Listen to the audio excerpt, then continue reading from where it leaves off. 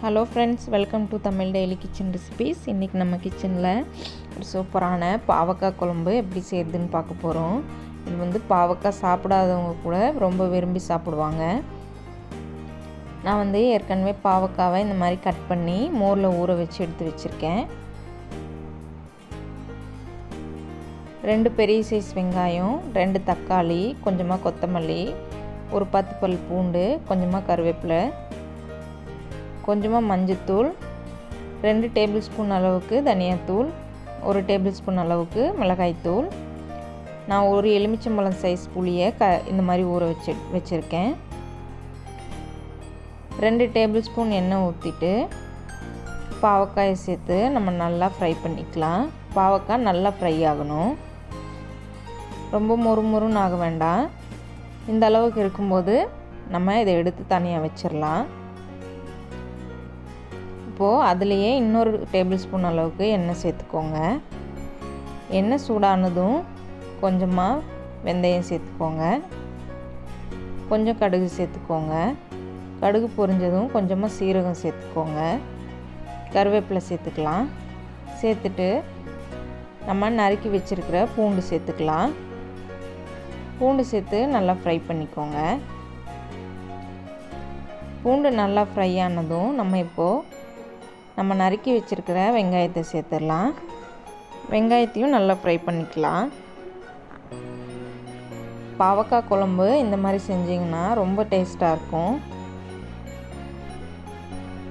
இப்போ இதில் நம்ம நறுக்கி வச்சுருக்க தக்காளியை சேர்த்துடலாம். தக்காளியை சேர்த்துட்டு நல்லா ஃப்ரை பண்ணிக்கோங்க. இப்போ இதில் நம்ம வறுத்து வச்சுருக்கிற பாவக்காயும் சேர்த்துடலாம். பாவக்காயும் சேர்த்து எல்லாம் கலந்து விட்டுக்கோங்க. இப்போ நம்ம மசாலா எல்லாம் சேர்த்துடலாம். தனியாத்தூள், மிளகாய்த்தூள்,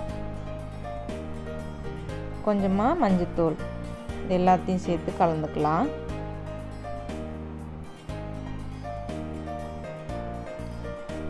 நல்லா கலந்ததுக்கப்புறம் நம்ம கரைச்சி வச்சுருக்க புளியை சேர்த்துக்கலாம்.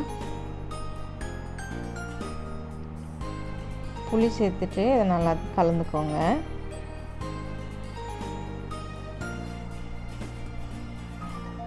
இப்போ இதுக்கு கொஞ்சமாக தண்ணி சேர்த்துக்கலாம்.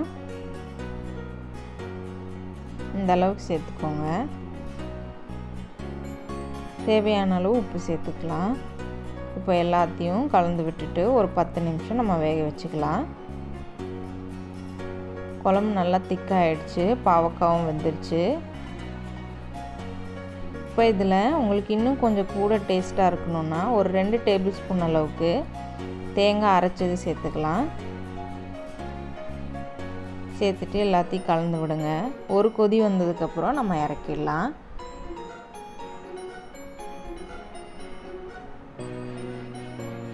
கொஞ்சமாக மல்லித்தழை சேர்த்துட்டு நம்ம பரிமாறிடலாம். இந்த வீடியோ உங்களுக்கு பிடிச்சிருந்ததுன்னா ஒரு லைக் கொடுத்துருங்க. நம்ம சேனலில் ஃபர்ஸ்ட் டைம் பார்க்குறீங்கன்னா மறக்காமல் சப்ஸ்கிரைப் பண்ணிக்கோங்க. உங்கள் ஃப்ரெண்ட்ஸ் அண்ட் ஃபேமிலிக்கு கண்டிப்பாக ஷேர் பண்ணிக்கோங்க. தேங்க்யூ.